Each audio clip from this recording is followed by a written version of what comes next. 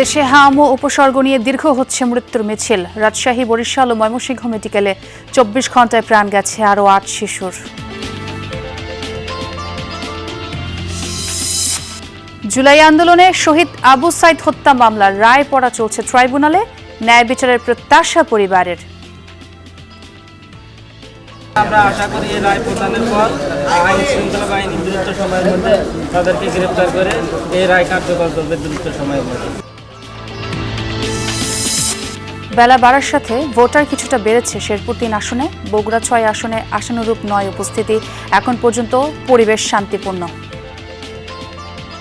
নিজের ভোট নিজে দিলাম 16-17 বছর পরে এই ভোট পরিবেশ পাইনি, এবার পাইছি। যে নতুন আসবে আমাদের শহরটাকে যেন উন্নয়নের পথে নিয়ে যায়, এটাই। সুস্থ হচ্ছে আল্লাহ না হয়। হ্যাঁ, কোনো সমস্যা নাই।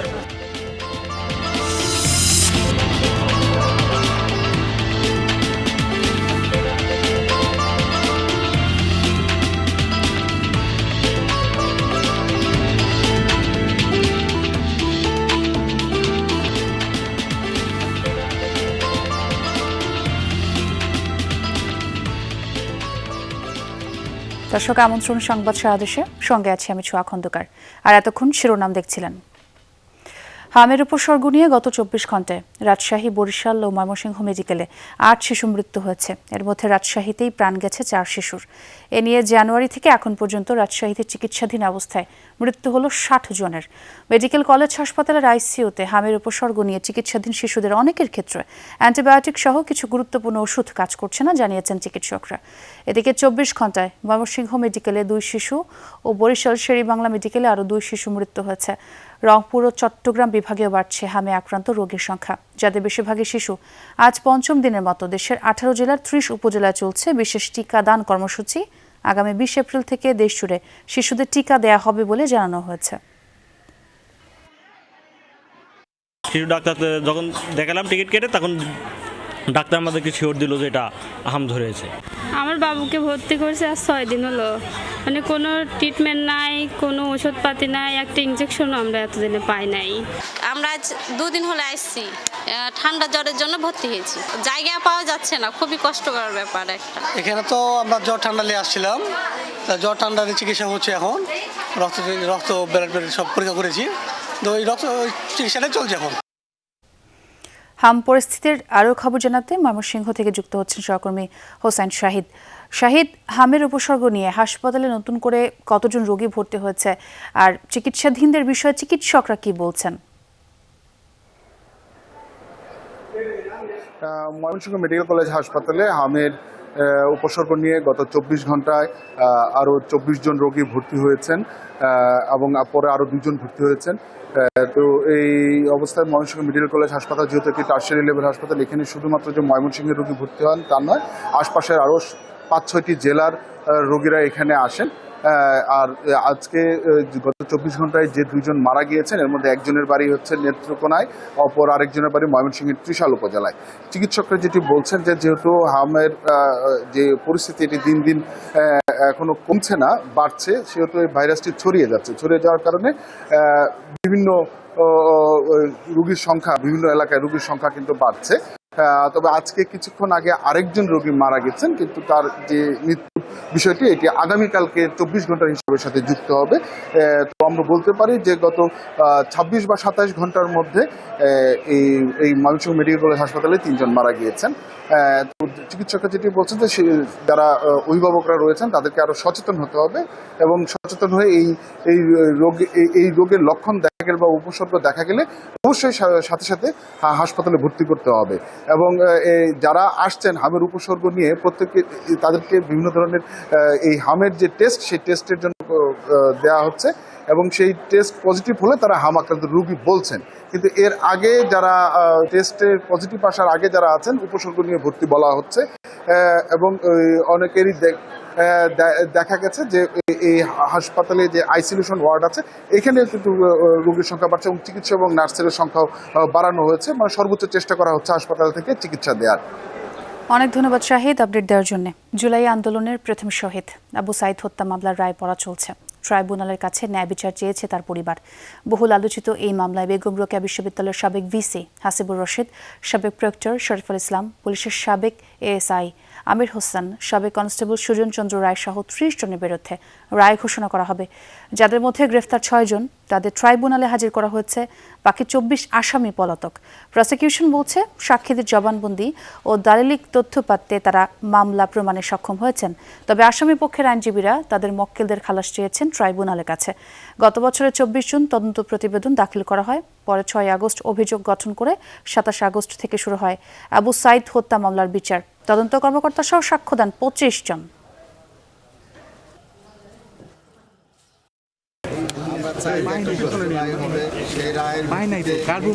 শাস্তি হবে। আমরা আশা করি এই রায় প্রদানের পর আইন শৃঙ্খলা বাহিনী দ্রুত সময়ের মধ্যে তাদেরকে গ্রেপ্তার করে এই রায় কার্যকর করবে দ্রুত সময়ের মধ্যে। পলাতকদের তাদের বিরুদ্ধে গঠিত 1 নম্বর চার্জের 1-3 নম্বর কাউন্ট হইতে খালাস প্রদান করা হইল, ওটাতে একুইটাল। 13 নম্বর আসামি রাফিউল হাসান রাসেল এবং 14 নম্বর আসামি মোহাম্মদ হাফিজুর রহমান এলাস তুফান পলাতক দ্বয়কে তাদের বিরুদ্ধে গঠিত 1 নম্বর চার্জের 2 নম্বর কাউন্টে এবং 2 নম্বর চার্জে ইন্টারন্যাশনাল ক্রাইমস ট্রাইব্যুনাল অ্যাক্ট 1973 এর যথাক্রমে section 3 subsection 2 clause A, section 4 subsection 1, section 20 subsection 2 এবং section 3G 3 subsection 2 clause G, section 4 subsection 1, section 20 subsection 2 তার মধ্যে দোষী সাব্যস্ত ক্রমে যথাক্রমে 5 ও 3 বছরের সশ্রম কারাদণ্ডে দণ্ডিত করা হইল। 13 নম্বর আসামি রাফিউল হাসান রাসেল এবং 14 নম্বর আসামি মোহাম্মদ হাফিজুর রহমান তুফান দ্বয়কে তাদের বিরুদ্ধে গঠিত 1 নম্বর চার্জের 1-3 নম্বর কাউন্ট ও 3 নম্বর চার্জ হইতে খালাস প্রদান করা হলো।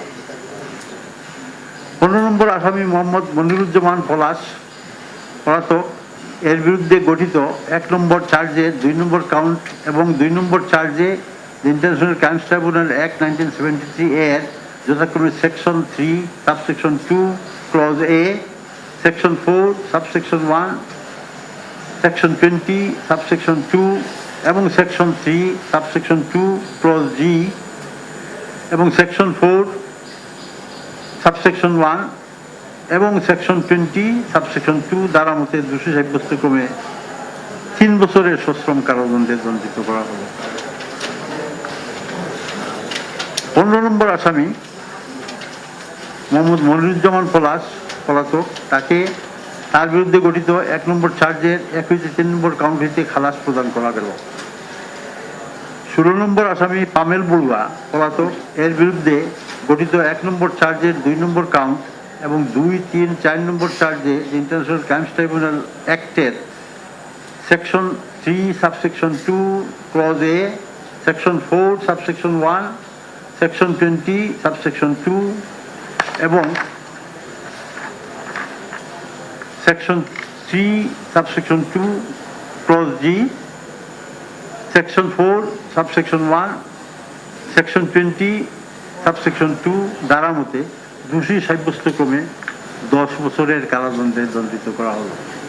আমেল বড়ুয়া 16 নম্বর আসামি আমেল বড়ুয়া কে তার বিরুদ্ধে গঠিত 1 নম্বর চার্জের 1-3 নম্বর কাউন্ট হইতে খালাস প্রদান করা হয়েছে।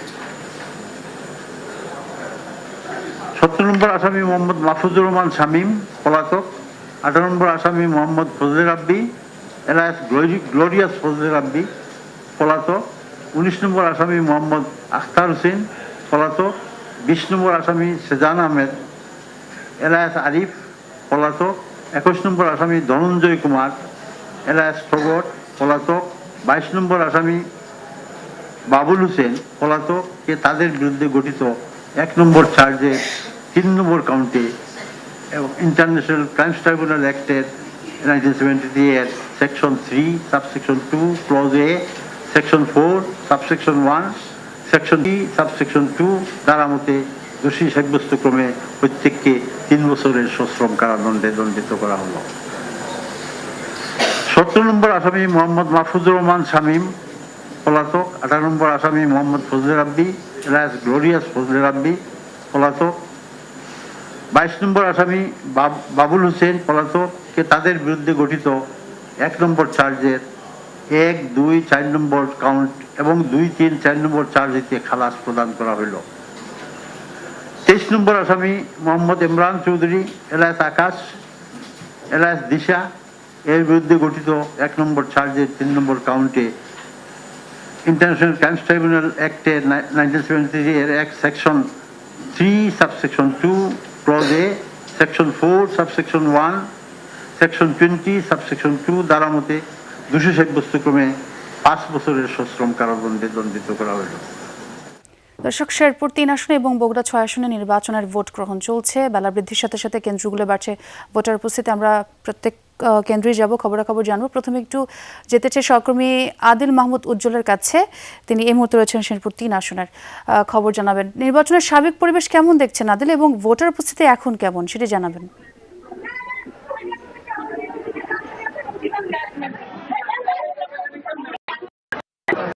আমি আছি এখন শেরপুর উপজেলার লঙ্গরপাড়া। কিছু বিচ্ছিন্ন ঘটনা ছাড়া আপনার সবকিছু মোটামুটি চলছে। তবে আমরা কিছু জাল ভোটের ঘটনা দেখেছি এবং একটি কেন্দ্রে জামাতের একজন যুব কমিটির নেতাকে লাঞ্ছিত করেছে এরকম অভিযোগ করেছে তারা। আরেকটি বিষয় হলো ভোটার উপস্থিতি কিন্তু বেলা বাড়ার সাথে সাথে বাড়লেও মহিলা ভোটার উপস্থিতি কিন্তু একটু বেশি। সেক্ষেত্রে মহিলার তুলনায় পুরুষ ভোটার কিন্তু অনেকটাই কম। তবে এখন প্রায় 1:45 বাজে, এখন পর্যন্ত আমরা যতটুকু খোঁজ দিয়েছি প্রায় 37% মতো ভোট কাস্ট হয়েছে আমরা যতটুকু জানতে পেরেছি। এই পর্যন্ত আমি বেশ কিছু কেন্দ্র ঘুরেছি, সেই যে কেন্দ্রগুলোতে একই অবস্থা, তবে মহিলা ভোটার চোখে পড়ার মতো। তবে এখন পর্যন্ত বড় কোনো ঘটনা ঘটেনি, ছোটখাটো কিছু ঘটনা। তবে জাল ভোট দেওয়ার একটা প্রবণতা ছিল, তবে বিপক্ষ দলের এজেন্টের লোকজনরা বাধার কারণে ছোটখাটো কিছু ঘটনা ছিল, তবে বিপক্ষ দলের এজেন্টের লোকজনরা বাধার কারণে এবং প্রশাসনের কঠোরতার কারণে আসলে এরকম ঘটনা ভোট শেষ পর্যন্ত নেওয়ার জন্য কঠোর ভূমিকায় থাকবে এমনটাই বলেছে আমাদেরকে। আদিল, আপনাকে অনেক ধন্যবাদ। এবার একটু বগুড়া যেতে চাই। বগুড়া 6 আসনের খবর জানাবেন সহকর্মী মেহরুল সুজন। সুজন, ভোটার উপস্থিতি বাড়লো কিনা এবং সেই সাথে সেখানকার সার্বিক পরিবেশ কেমন দেখছেন একটু জানাবেন। কোনো অভিযোগ আপনার চোখে পড়েছে কিনা, সব মিলিয়ে খবর। ছোয়া ভোটারদের উপস্থিতি সকালের দিকে যতটা কম ছিল এখন কিন্তু বেলা বাড়ার সঙ্গে একটু একটু করে বাড়ছে। আমি কিছুক্ষণ আগে নির্বাচন কর্মকর্তা যারা রয়েছেন তাদের সঙ্গে কথা বলছিলাম। তারা আমাদেরকে যে তথ্যটি জানাচ্ছিলেন ছোয়া, যে এখন পর্যন্ত অর্থাৎ দুপুর 12টা, সোয়া 12টা পর্যন্ত তারা একটি হিসাব পেয়েছেন। সেটি এই 150টি কেন্দ্রে এখন পর্যন্ত 17.53% ভোট পড়েছে, অর্থাৎ 45,540 জনের মতো ভোটার এই 150টি কেন্দ্রে সকাল থেকে দুপুর 12টা, সাড়ে 12টা পর্যন্ত ভোট দিয়েছেন। এমনিতেই গত মূল যে নির্বাচনটি হয়েছে 12ই ফেব্রুয়ারিতে এই সংসদের, সেখানে কিন্তু আমরা দেখেছিলাম ভোট প্রদানের হারটা অনেক বেশি ছিল। আজকে সকাল থেকেই ভোটারদের উপস্থিতি খুবই কম দেখেছি আমরা। এখন কিছুটা বাড়ছে, তবে সেটি আমাদের আরেক সহকর্মী শেরপুর থেকে যেমন জানাচ্ছিলেন যে সেখানে 35% মতো ভোট পড়ে গেছে। এখানে কিন্তু আমরা এখন পর্যন্ত 17.53% ভোট পড়েছে, এরকম তথ্য নির্বাচন অফিস থেকে আমরা জানতে পেরেছি। তবে ছোঁয়া আস্তে আস্তে কিন্তু ভোটারদের সংখ্যা বাড়ছে। বিশেষ করে নেতাকর্মীরা যারা রয়েছেন, কর্মী সমর্থক রয়েছেন প্রার্থীদের, তারা বলছেন যে দুপুরের পর মূলত ভোটারদের একটা চাপ বাড়বে সবগুলো কেন্দ্রেই। দুপুরের পরেই অনেক ভোটার আসতে শুরু করবেন, এরকমটি কিন্তু তারা বলছেন। আর সারাদিন আমরা এখন পর্যন্ত সকাল থেকেই দুপুর প্রায় 1টা বাজতে চলবে পর্যন্ত আমরা তেমন কোনো বিশৃঙ্খল কোনো ঘটনা অথবা আইন শৃঙ্খলা নিয়ে কোনো অভিযোগ বা ভোট নিয়ে কোনো অভিযোগ, এইরকম কোনো অভিযোগ কিন্তু এখন পর্যন্ত আমরা পাইনি। ছোয়া, সুজন, অনেক ধন্যবাদ আপনাকে। দেশের বিভিন্ন জেলায় জ্বালানি তেলের জন্য পাম্পগুলোতে অধীর অপেক্ষায় গ্রাহকরা। দীর্ঘ সময় লাইনে থেকেও মিলছে না চাহিদা মতো তেল। রেশনিং পদ্ধতিতে তেল বিক্রি হওয়ায় ক্ষুব্ধ গ্রাহকরা, আবার পাম্পে সরবরাহ ফুরিয়ে যাওয়ায় অনেকে ফিরছেন খালি হাতেই। রংপুর, রাজশাহী, খুলনা, চট্টগ্রাম, ময়মনসিংহ বিভাগের বিভিন্ন পাম্পে ঘুরে এই চিত্রই দেখা গেছে। সাময়িকভাবে বন্ধ রয়েছে অনেক ফিলিং স্টেশন। পেট্রোল আর অকটেনের সংকটই বেশি। চাহিদার তুলনায় কম মিলছে ডিজেলও। গ্রাহকদের অভিযোগ, অসাধু ব্যবসায়ীদের পাশাপাশি ব্যক্তি পর্যায়েও জ্বালানি তেল মজুত করায় সংকট কাটছে না। ডিপো ও পাম্পগুলোতে তেল বিক্রিতে যথাযথ নজরদারির দাবি জানিয়েছেন তারা। এদিকে ফিলিং স্টেশন মালিকরা বলছেন, ডিপো থেকে যে পরিমাণ তেল মিলছে চাহিদা বেড়ে যাওয়ায় তা দ্রুতই ফুরিয়ে যাচ্ছে।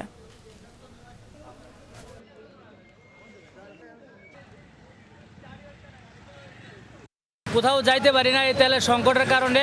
কেউ চাকরিতে আছে, চাকরিতে ভালোভাবে যাইতে পারে না। তেল প্রত্যেক ইসেতে পর্যাপ্ত পরিমাণ দেশে আছে, কিন্তু কেন এত সংকট? আমরা যে 3 দিন বসে আছি, আমরা ডিজেল পাচ্ছি না, গাড়ি চালাতে পারছি না। আগে মনে করেন দিতাম 300-400 হুন্ডা, এখন দিন 400, 500, 600, 1000, এখন কি 1500-2000 পর্যন্ত চলে যেতেছে। জ্বালানি তেলে যে সংকট, সেটিরই খবর জানাতে নওগাঁ থেকে আমার সহকর্মী শফিক ছোটন আমাদের সঙ্গে যোগ দিয়েছেন। শফিক, পাম্পগুলোতে কি অবস্থা দেখছেন এবং গ্রাহকরা চাহিদা মতো তেল পাচ্ছেন কিনা?